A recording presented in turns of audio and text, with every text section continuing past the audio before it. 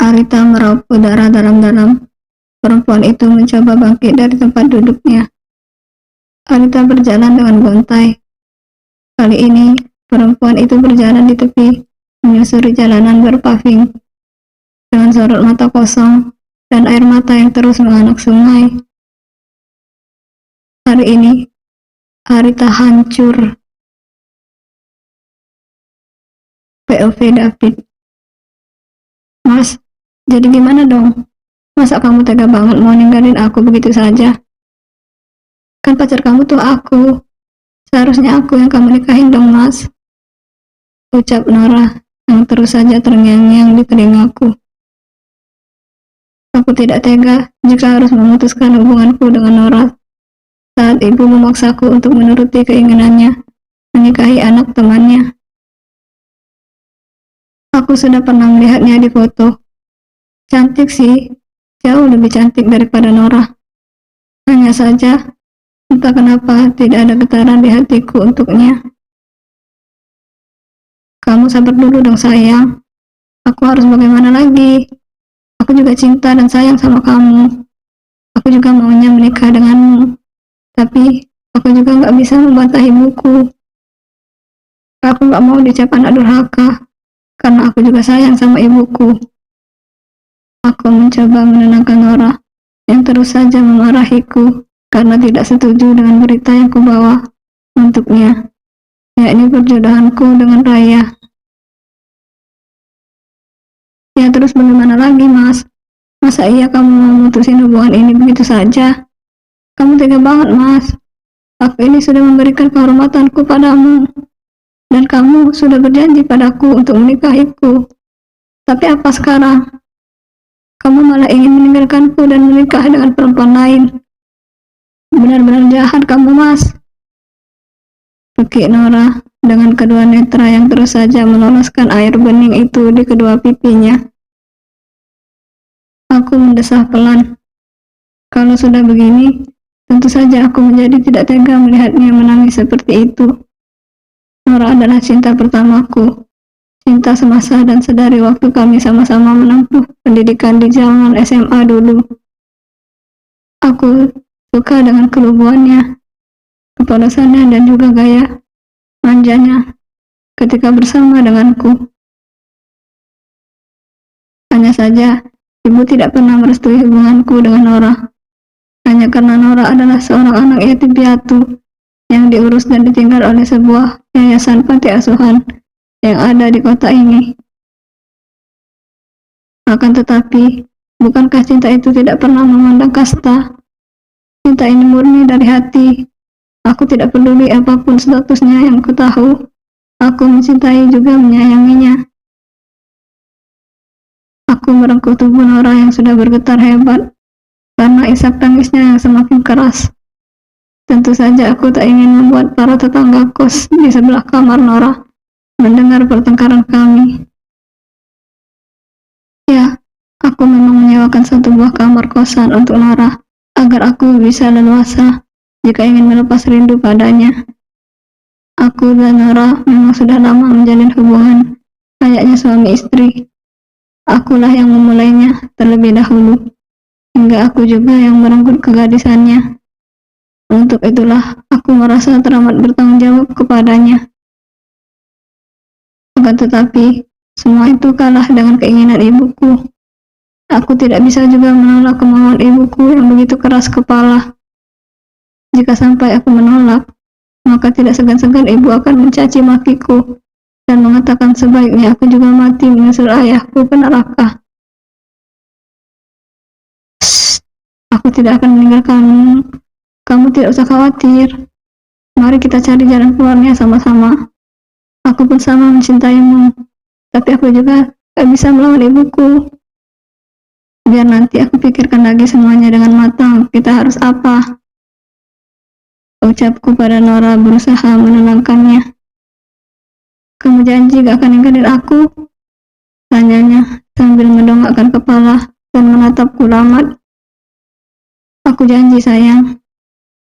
Kulihat kedua sudut bibirnya mengukir senyum.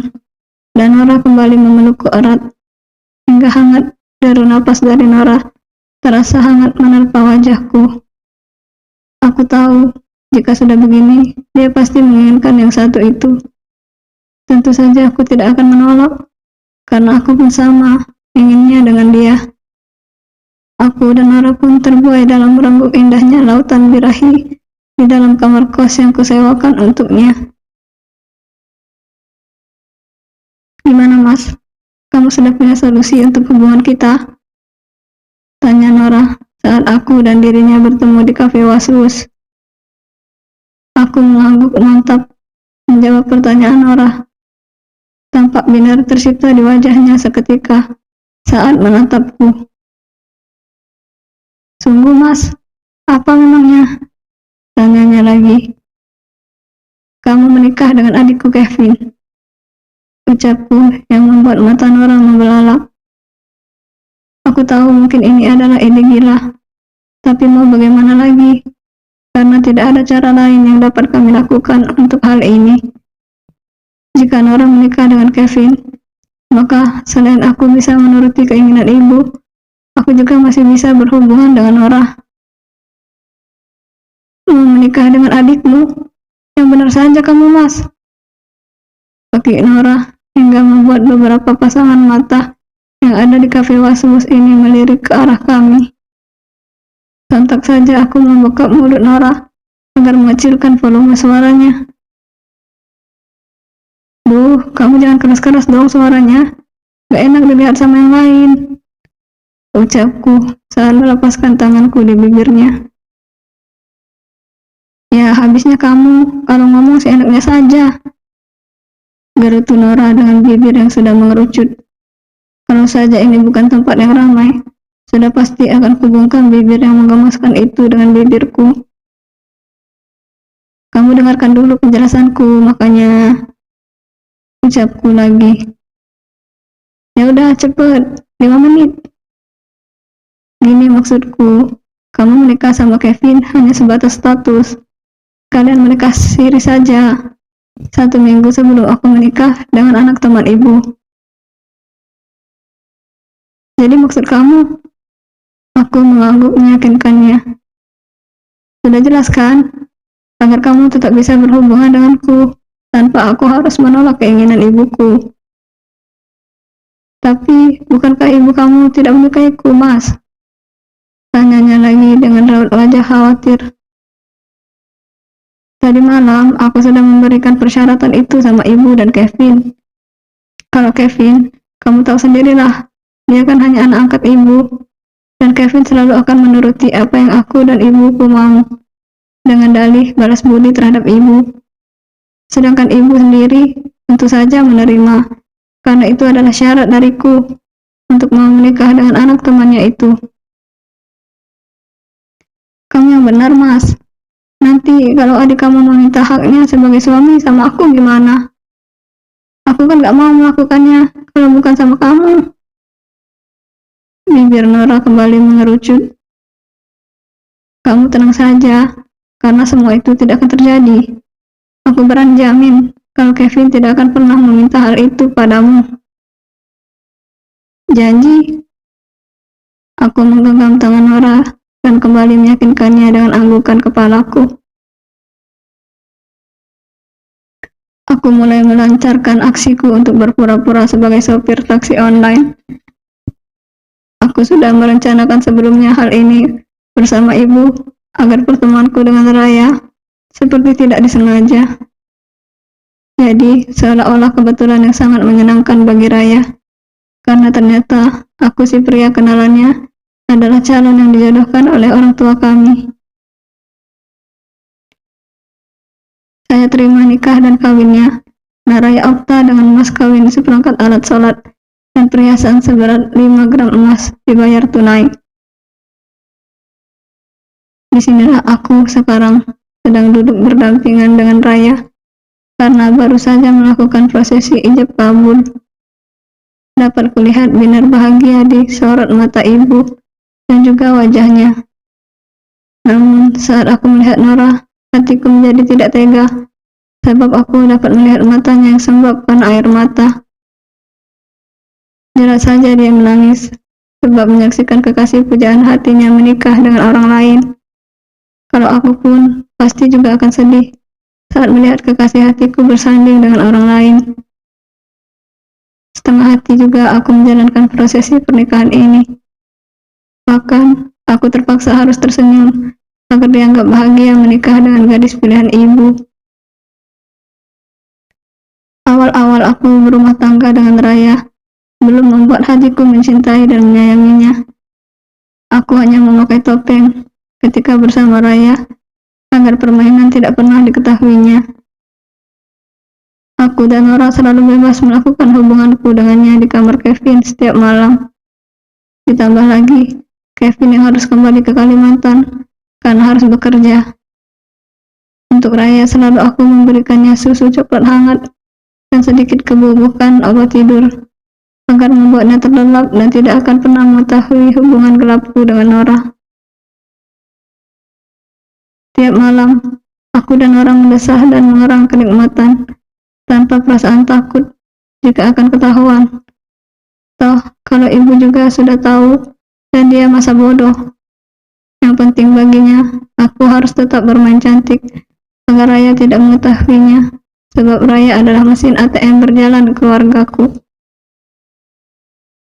Ya, semakin kesini aku semakin enak karena tidak perlu banyak untuk memberikan nafkah pada Raya. Tapi kehidupan kami sudah terjamin, sebab Raya juga memiliki kafe dan butik yang sudah besar. Bahkan, rumah ibu yang dulu sangat sederhana dan hanya satu lantai, kini sudah dirombak total, hingga menjadi bagus, terlihat mewah dan berlantai 2. Dari gajiku yang 15 juta, belum termasuk bonus, aku hanya memberikan Raya 3 atau 2 juta saja setiap bulannya. Selebihnya aku berikan pada ibu 5 juta dan 2 juta untuk ongkos pulang pergi ke kantor, dan tentu saja sisanya aku gunakan untuk menyenangkan hati Nora. Terlebih lagi, bonus yang kudapat setiap bulannya bisa sekitar 2 atau 3 jutaan. Aku akui, semenjak menikah dengan Raya, kehidupan keluargaku memang berubah drastis, dan aku pun sangat merasa beruntung karena ternyata dia membawa keberuntungan dalam hidupku. Bukan hanya soal uang, tapi juga soal kebodohannya. Ya, aku mengatakan kalau Raya itu sangat bodoh karena tidak pernah curiga terhadap hubungan Kevin dan Nora yang terlihat dingin. Pernah dia bertanya sih, tapi tentu saja aku menyanggahnya. Itu hanya pikirannya saja dan alhasil dia percaya padaku. Ah, senangnya dan indahnya hidupku saat ini. Memiliki istri cantik dan kaya raya, juga mandiri, serta memiliki selingkuhan yang setiap kapan saja aku menginginkannya, maka dia selalu siap sedia. Tidak seperti Raya yang seperti gedebong pisang saat diranjang. Mungkin inilah yang dikatakan sepandai-pandainya tupai melompat, maka akan terjatuh juga. Disinilah aku di dalam sel tahanan lantaran Raya melaporkanku dengan tuduhan penzinahan juga penipuan pernikahan. Aku dan Nora digerebek warga saat sedang melakukan hubungan intim.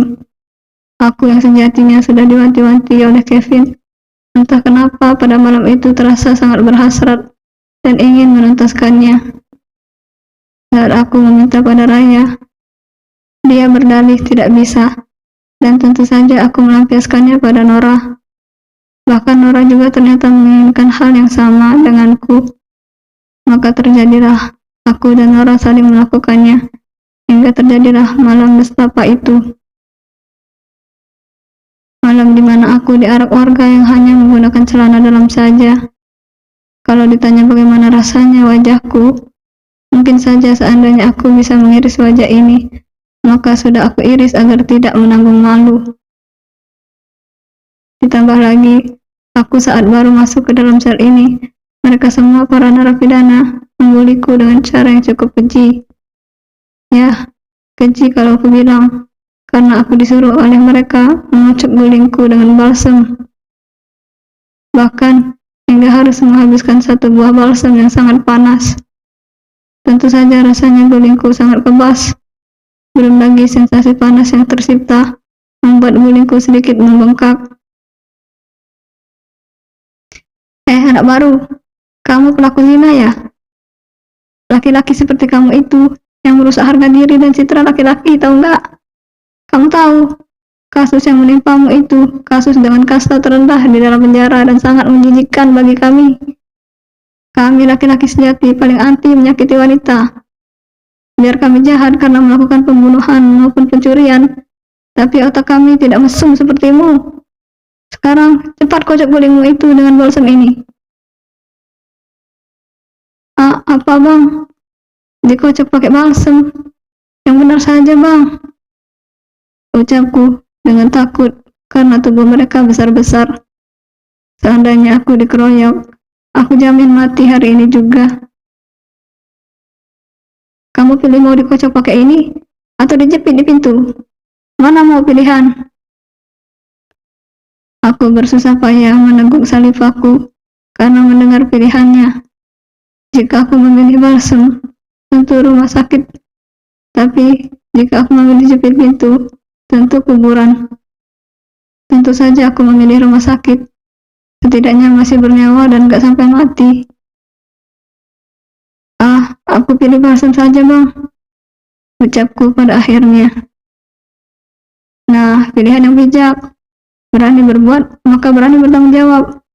Cepat lakukan sekarang di depan kami. Sampai muncrat. Awas kalau enggak, maka akan kami tambah lagi balsamnya. Aku hanya mengangguk pasrah menuruti perintah mereka.